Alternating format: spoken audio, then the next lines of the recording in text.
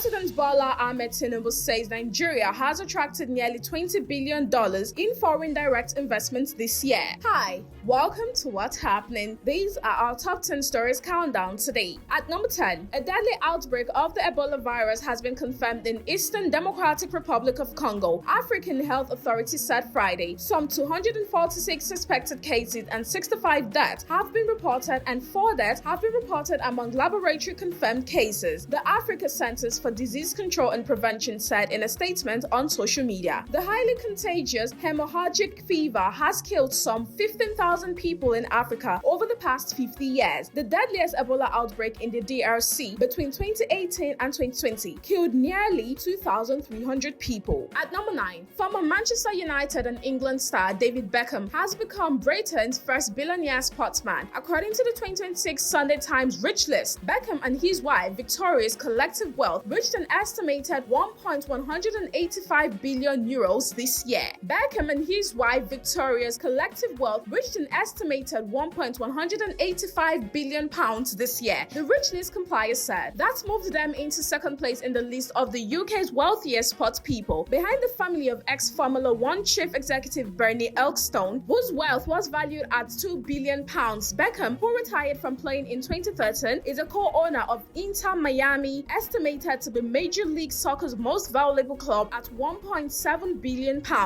At number 8, about 1,800 families benefited from the Renewed Hope Initiative Food Outreach Program in Rivers State. The event, held at the Rivers State Government House in Port Harcourt on Thursday, was attended by the wives of 14 governors, the wife of the Chief of Staff to the President, and other dignitaries. Speaking at the event, Nigeria's First Lady Oluremi Tinubu, who was represented by former Minister of Humanitarian Affairs Betta Edu, said the food outreach scheme was launched to support vulnerable families across the country. She explained that the initiative, supported by 2 partners, had enabled the program to reach 2 states monthly. At number 7, the Nigerian Academy of Science will on May 21st open Nigeria's first dedicated science museum to the public. The NASTY Danjuma Museum and Library, located in Abuja, was funded and commissioned in 2025 by retired General Theophilus Danjuma. According to a press release signed by the President of NAS, Professor Abubakar Sambo, and the Public Affairs Secretary of NAS, Professor Chinedum Babalola. On Friday, the facility would provide a dynamic space for interactive exhibitions, scientific learning, and access to a wide range of educational resources. At number 6, the Lagos Zonal Directorate 1 of the Economic and Financial Crimes Commission has arraigned social media influencer and self-styled relationship therapist Blessing CEO over an alleged 36 million naira fraud. Blessing CEO, whose real name is Okoro Blessing Nkuruka, was arraigned on Friday before Justice D.I. Deopolu of the Federal High Court sitting in Ikoyi, Lagos. According to a statement shared on their website, EFCC disclosed that she is facing a 2-count charge bordering on obtaining money by false pretense and alleged stealing of 36 million naira. During proceedings, defense counsel P.I. Nwafo informed the court that the defendant had already refunded part of the money to the petitioner. At number 5, the Kaduna state government has flagged off the disbursement of over 83.9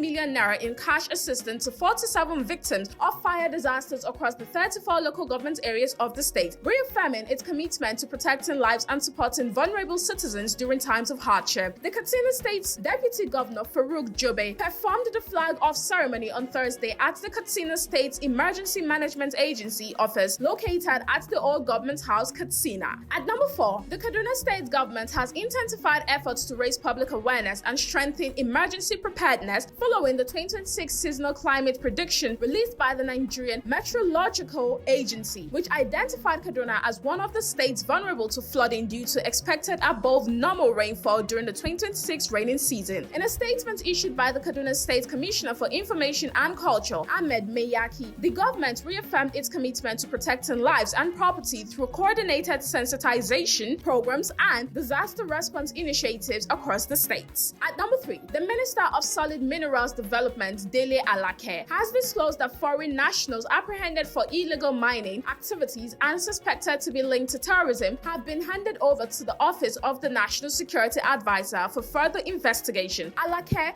made the revelation on Friday while fielding questions from Channels Television at an event in Abuja on claims by some U.S. lawmakers linking illegal Chinese mining mining to terrorism funding in Nigeria. Though he did not specify the number of foreign nationals handed over to the office of the NSA, Alake further disclosed that over 327 persons, including foreign nationals, have been apprehended for illegal mining, with about 142 of them facing prosecution and about 3,000 mining licenses revoked. At number 2, former Vice President Atiku Abubakar and former Minister of Transportation Rotimi Amaechi have submitted their African Democratic Congress presidential nomination forms for the 2027 election. The two leading presidential aspirants on the ADC platform submitted their forms at the party's national secretariat in Abuja on Thursday. In a post shared on X alongside pictures from the event, Atiku described the development as a decisive step towards restoring prosperity and better days to Nigeria. At number 1, President Bola Ahmed Tinubu says Nigeria has attracted nearly $20 billion